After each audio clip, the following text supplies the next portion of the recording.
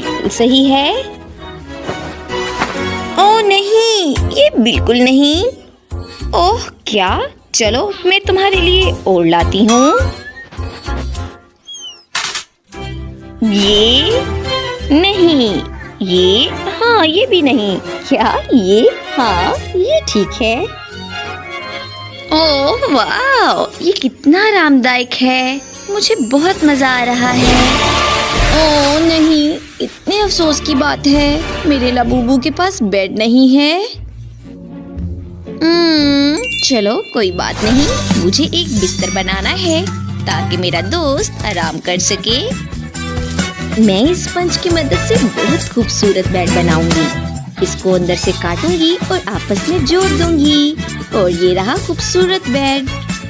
और अब इसके ऊपर एक कंबल रखना बाकी है। हाँ, ये सही है। चलो